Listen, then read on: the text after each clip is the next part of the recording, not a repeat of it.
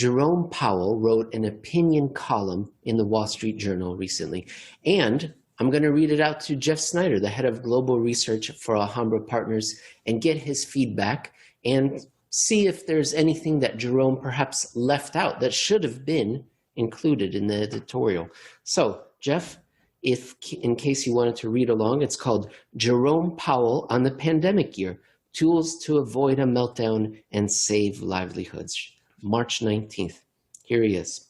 In late February 2020, I attended an overseas meeting of the G20 nations' finance ministers and central bank governors. At the time, the U.S. was enjoying its longest economic expansion on record.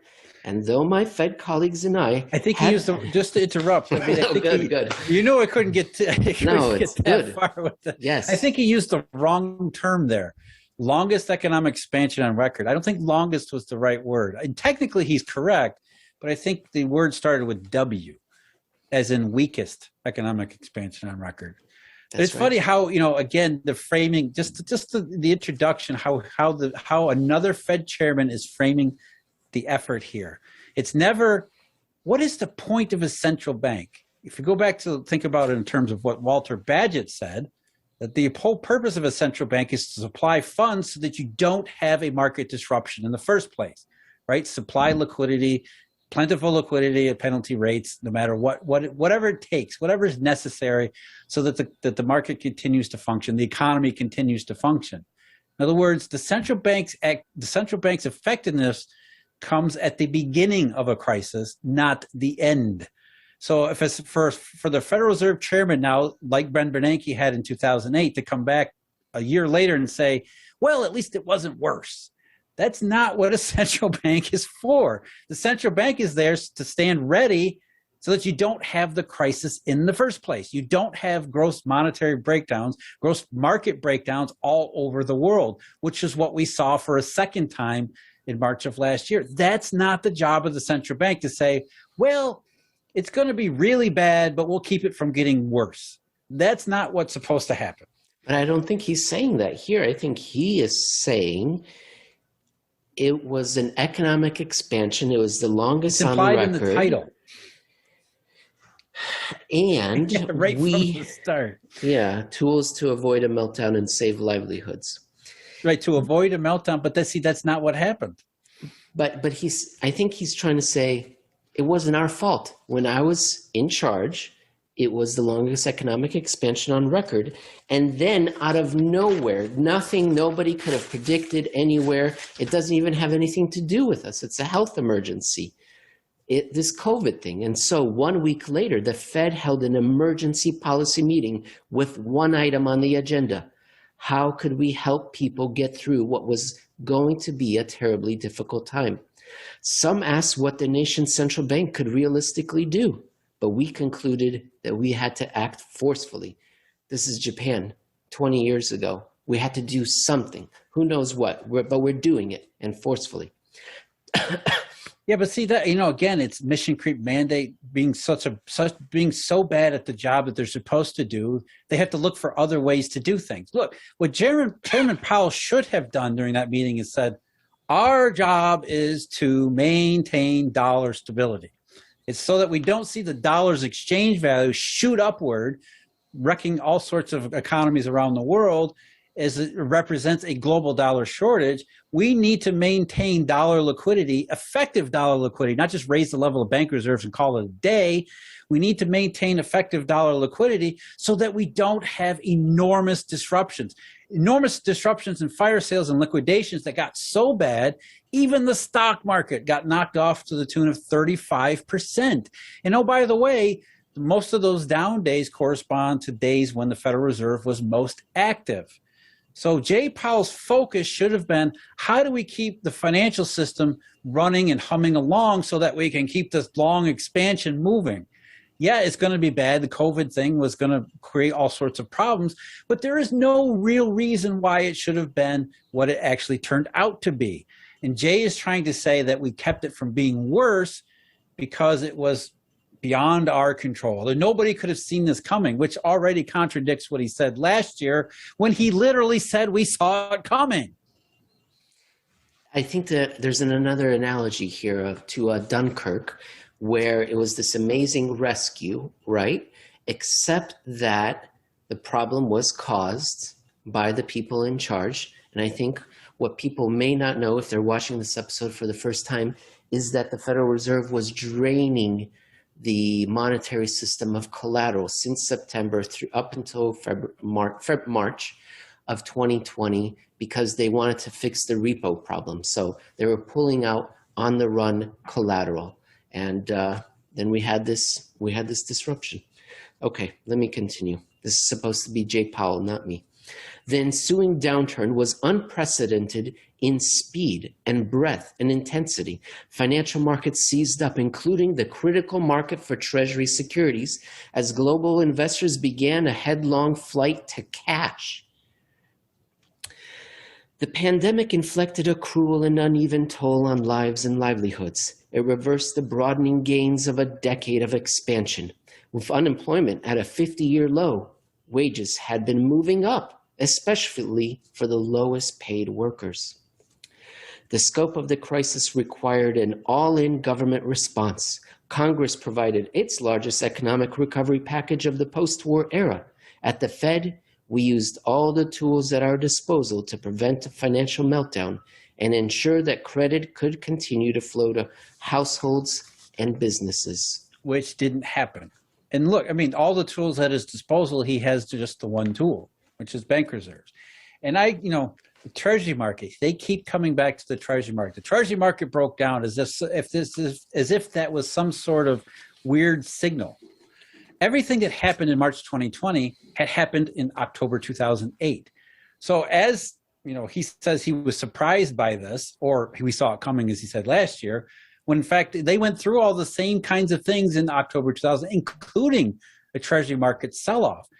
And the idea that the Treasury market must have been broken and that we need to come in and fix it. They never stop and ask, why was there so much selling to begin with? Why was the rest of the world so absolutely intent on, and maybe forced into, liquidating U.S. Treasuries that the dealer system couldn't absorb all of that selling? What was the major problem there? And it wasn't the one he keeps trying to tell you it was. It wasn't COVID. It was global dollar shortage. So again, what was the central bank's task during March of 2020? It's to maintain sufficient monetary supply so that you don't leave the system exposed to this kind of disruption. The fact that the Treasury market of all places experienced significant disruption and dysfunction isn't something he should point to and say, look, we fixed it. You broke it in the first place, genius. Because of the system, because the Federal Reserve didn't do his job, that's what caused the Treasury market to malfunction, not the other way around. Thank you. Powerful. It's a theme that the Fed, and Powell in particular, has come back to time and time again over the last year, as if he's trying to say, this isn't our fault, the market broke. This isn't our fault, it was COVID. We had the economy rip-roaring and going awesome before all this. Then this COVID thing comes along and we save the world from getting worse. That's the story they're going with, because it's the story that Ben Bernanke wrote about 2008 and 2009. Same damn thing all over again. Oh, subprime mortgages. Nobody could have seen that coming. The markets were broken for subprime mortgage and credit default swaps. Who the hell even knows what they are? And so we saved the world from getting worse in 2008 and 2009 because we saved a bunch of jobs. We lowered interest rates for quantitative easing. And here's Jerome Powell back again trying to say, well, we couldn't possibly have seen it coming, even though I said I saw it coming. And then we kept it from being worse. When the central bank's whole job, we forget this, is to make sure this kind of thing doesn't happen in the first place. There should be nothing to save us from. Today, the situation is much improved. A little more than half of the initial job losses have been regained. With the arrival of vaccines, the outlook is brightening. But the recovery is far from complete. So, at the Fed, we will continue to provide the economy with the support that it needs for as long as it takes. I truly believe that we will emerge from this crisis stronger and better, as we have done so often before. So here's the thing. I mean, A year ago when this all happened, we thought, okay, this is really bad. And then we got into the reopening stages in March and June, or May and June and July during the late part of the spring, and things really did start to look like they were going the right way. And so here we are a year after the initial break. Did anyone back in May and June of last year think we would be 12 million jobs short? Now, even Powell admits in his op-ed here that we're only halfway back, and halfway is, arguable. We're halfway back from what was the worst employment crisis since the Great Depression, and that sounds good, except halfway back from lowest point last year leaves us with still the worst employment conditions since the Great Depression. It's even worse than that, Jeff, because implicitly in our mind, we are picturing the letter V as a recovery. So when we hear we're halfway back, then we think, okay, over just time, keep going, right? We're on the right path. We're on the right path. We're halfway up, but we're up. We're not envisioning what actually took place, which you draw out for us in another article called 1 Year Later, Why No V, posted March 20th at Alhambra Investments. And you draw out for us and you make the point, yeah, most of that recovery, all of that recovery was initially. And then since then, it's been sideways. That's the real damning part. Yes, if we look at the trajectory, it was V-shaped in May and June last year and a little bit in July, but over the last half of 2020 and so far the first couple of months of 2021, there's been very little gains, suspiciously little gains. And I don't think Jay Powell, maybe correct me if I'm wrong, but I don't think he wrote much about that in his op-ed while he was trying to claim the Federal Reserve saved us from doing worse. And so, yeah, he's trying to create this image of everything was unicorns and rainbows before COVID. Then COVID came along, but the Fed came in at the last minute, saved us from becoming a black hole forever destroyed. And now we're on the road to recovery, a V-shaped recovery, and all we need to do is just sit back and let it happen. And that's not the case at all. No part of that was true. The economy had suffered since 2008 because we never got that part right either. And ever since, and what happened during March of 2020 was not supposed to have happened because the Federal Reserve had actually done its job. We shouldn't have had much of a market disruption to begin with. And that creates lasting and lingering impacts, as we've seen in, of all places, as Powell alludes to, bank lending.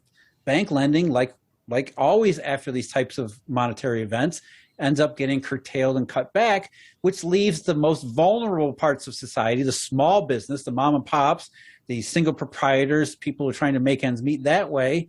They're the ones who don't share in the bailouts and the rescues and all of these positive things that Powell writes about.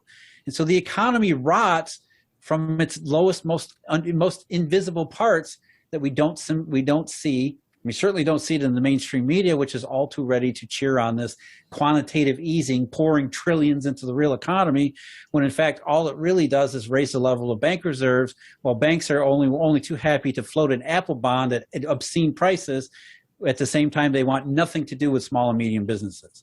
So this is not success. This is another repeat of the Federal Reserve not doing and not understanding what it's supposed to be doing. I wonder if the Wall Street Journal had a counterpoint column next to the chairman's column. I think that would have been very helpful and the appropriate position, job, duty of a newspaper to offer counterpoints such as these. But that's a good point, Emil. But I think in terms of mainstream opinion, I think that's pretty much how most people think. I think in popular imagination, the Federal Reserve did a really good job last year. Well, because we didn't see award. Right, we didn't see Lehman Brothers again. We didn't see another bank failure. People don't have a really good idea of what's supposed to happen or what should happen. What is the standard for success here? And if we don't have a Lehman Brothers failure, we don't have banks being nationalized left and right, then obviously Jay Powell did a good job. When in fact, that's the wrong way to look at that. What's supposed to happen is we don't have these massive global worldwide market disruptions. Yes, COVID was a severe shock, but again, that's the whole point of a central bank, so that when we confront a severe shock, it doesn't cause these market meltdowns all over the place, all over the world. And it was the financial part of it, the liquidity part of it, that really has the most lasting impacts and will have the most lasting impacts over the near future and long run. Thank you, Jeff.